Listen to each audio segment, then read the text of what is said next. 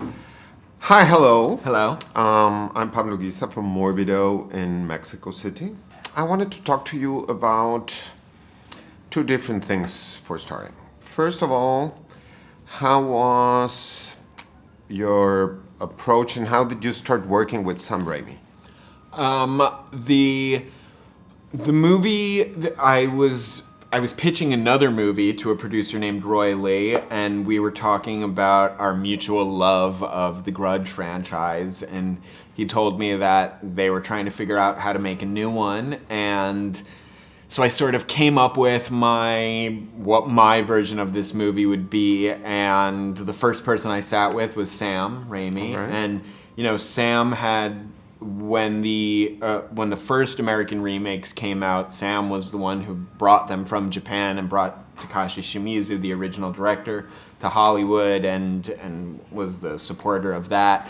And so I sat with Sam, I told him my story, and I think we just really connected. We had very similar taste in movies, and as a director himself, especially someone who came from doing very small sort of guerrilla style filmmaking, he was such a great supporter of my work, and he really fought for me and just really understood what my vision of the movie was, and just at every step of the way did everything he could to make sure that my vision was executed the way I wanted it to. And he's just so smart and so supportive. It was a wonderful experience working with him. Great, because the second question actually was going to be how was your approach to the franchise and how did you get to do the film, but you already told us. Now, tell me a little bit about the casting of the film. How was the casting process? Well, so, the movie is very character-driven. There's a lot of really intense emotional storylines for all the characters that's independent of the supernatural stuff. And because of that, we knew that we really needed like a higher caliber of actors. And this wasn't a movie about teenagers. We needed adults that could really handle the meat of these stories.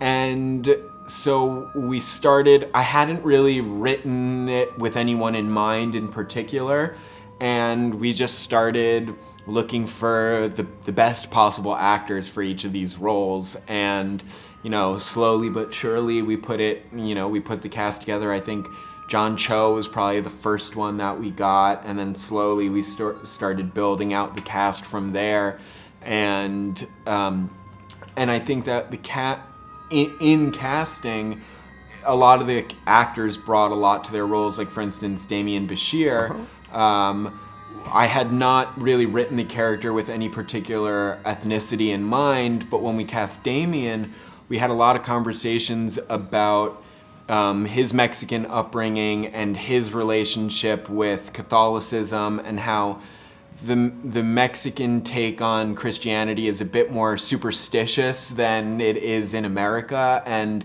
he really brought a whole other layer to that character that wasn't even in the script, but because we had cast him, he was able to bring all that background knowledge into it.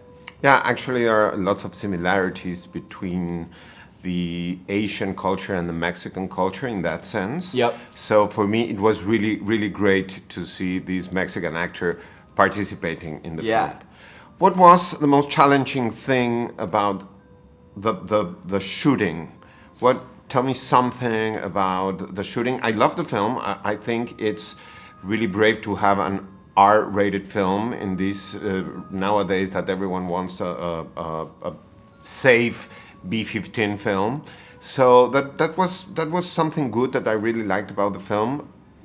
What was the decision to make it an R version? I don't think I could have made it for younger audiences if I tried. The first script that the first version of the script that I wrote when I turned it into the studio. In America, we have a rating above R, which is NC-17, which basically means that no one's going to see your movie because it's way too intense. And when I turned in my first draft of the script, they were like, this is going to be an NC-17 movie, and that is a problem. So I tried to tone it down, and I think that I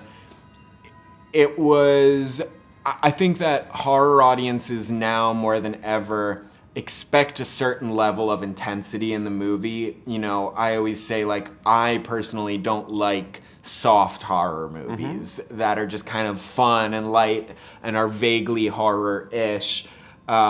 It's part of the genre is being intense. And so I think that it was important to me that I could make it as intense as I needed to, but it wasn't something that I was thinking a lot about. It just sort of happened, and I couldn't make it. You know, I couldn't get it less intense for younger audiences. Thank you for that. Yeah. No, I really like your work. I've been a follower of your work. In Morbido, our film festival, we had Eyes of My cool. Mother. Awesome. So I was really expecting to see what you made with this franchise. We love too the work of Sam Raimi, and we liked the result of that combination. Thank you very much. Thank you. We loved the what you did, and we saw Sam behind there. We really like that it's an art film. And have you seen any horror films from Mexico? Yes. I'm trying to think of. I definitely have. I'm trying to think of some particular ones that stand out right now. I mean, obviously, like Guillermo del Toro and, you know, the big guys.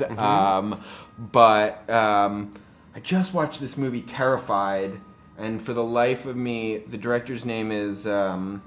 Terrified is an Argentinian film from. I was just gonna say, I'm not sure if it's actually Mexico or not. No, it's an Argentinian film from, and actually they're doing the remake. It's a great film. Yeah, it's a great film. Okay, so very nice to have seen your film, and for the level of gore, which is precisely what we needed. Yeah, great. Thank you so much.